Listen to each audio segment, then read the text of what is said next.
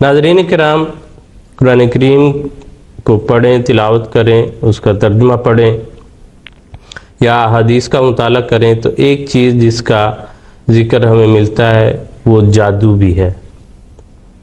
حضرت موسیٰ کے تعلق میں علیہ السلام اور فرعون کے تعلق میں جہاں ان کا واقعہ آتا ہے وہاں پر جادو کا یا جادوگروں کا ذکر ملتا ہے۔ اسی طرح احادیث کی کتب میں، معتبر کتب میں بھی اس کا ذکر ہے، اور عام معاشرے میں بھی آپ سنیں تو ہر دوسرے چوتھے دن کسی نہ کسی جگہ اس حوالے سے بات ہوتی رہتی ہے۔ آج کے ہمارے پروگرام میں ہمیں ایک سوال موصول ہوا ہے۔ ساجدہ سعید صاحبہ نے لندن سے پوچھا ہے کہ جادو کی کیا حقیقت ہے؟ قرآن و حدیث کی روشنی میں براہ کرم اس کی وضاحت فرما دیں۔ اس سوال کے لیے ہم چلتے ہیں مفتی سلسلہ مکرم محترم مولانا مبشر احمد کالم صاحب کے پاس۔ کالم صاحب، سوال آپ نے سن لیا ہے تو درخواست ہے کہ اس کے بارے میں براہ کرم وضاحت فرما دیں۔ جی، جادو کے بارے میں کئی قسم کے خیالات پائے جاتے ہیں۔ بعض لوگ کہتے ہیں کہ جادو کوئی چیز نہیں، بعض کہتے ہیں کہ جادو برحق ہے مگر جادو کرنے والا کافر ہے۔ بعض اس قسم کے خیالات معاشرے میں پائے جاتے ہیں کہ فلاں انسان پر کسی نے جادو کر دی ہے، اس لیے وہ مستقل طور پہ بیمار ہی رہتا ہے، کسی دوائی سے اس کو آرام نہیں آتا۔ فلاں عورت پہ جادو ہو گیا ہے، اس لیے آئندہ اس کے ہاں اولاد پیدا نہیں ہوگی۔ اس قسم کے نظریات پائے جاتے ہیں۔ تو قرآن کریم نے جادو کے بارے میں ہماری رہنمائی فرمائی ہے۔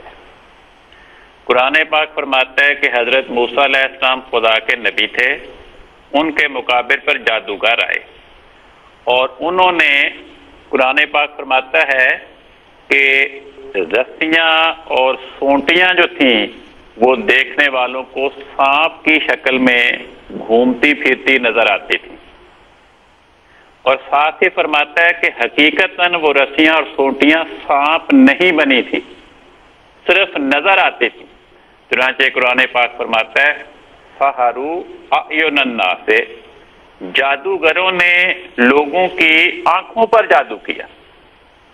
یہ نہیں فرمایا کہ جادوگروں نے رسیوں اور سونٹیوں پر جادو کیا تھا، فرمایا یخیل الیہ من سحرہم انہا تسعی، ان کے جادو کے نتیجے میں یہ خیال پیدا ہوتا تھا کہ وہ رسیاں اور سونٹیاں سانپ بن کر دوڑ رہی ہیں، بھاگ رہی ہیں، چل رہی ہیں۔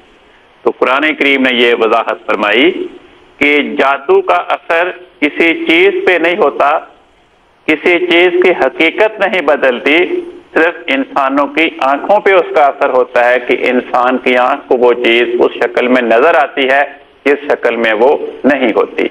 مگر قرآن پاک نے یہ کہیں نہیں فرمایا کہ جادو کے نتیجے میں کسی انسان کے پر مالی مشکلات آ جائیں، کسی انسان پہ بیماری ڈیرا ڈال لے، کسی انسان کے ہاں اولاد کی پیدائش بند ہو جائے۔ اس قسم کے توہمات ہیں جن کی قرآن کریم میں کوئی بنیاد پائی نہیں جاتی۔ جی ٹھیک ہے کالم صاحب، بہت شکریہ۔ اور اسی طرح ناظرین کرام، حدیث میں بھی یہ ذکر ملتا ہے، جو تویز گنڈے آج کل کے دور میں رواج پاتے جا رہے ہیں یا پا چکے ہیں، پہلے ہی مضبوطی سے ان چیزوں نے اپنے پنجے جو ہیں وہ معصوم لوگوں پر گاڑے ہوئے ہیں۔ اور تو حدیث میں یہ ذکر ملتا ہے کہ من عقد عقدۃ ثم نفث فیہا، کہ جس نے کوئی گرہ باندھی اور پھر اس میں پھونک ماری، فقط سحرا، تو گویا اس نے بھی ایک جادو کیا، اور اس جادو کو یہ قرار دیا فقد اشرک، تو اس نے شرک کیا ہے۔ تو لہٰذا یہ ساری چیزیں ان کا قرآن کریم سے، اسلام سے یا اسلام کی حقیقی تعلیم سے کوئی تعلق نہیں، اور یہ شرک کی طرف لے جانے والی ہیں۔ اس لیے خالصتاً اللہ تعالیٰ کی ذات پر توقع رکھنا چاہیے، اور اللہ تعالیٰ ہی ہر چیز کو بنانے والا یا انسان کے اعمال کے نتیجے میں اس کا بگڑا ہوا نتیجہ پیدا کرنے والا ہے۔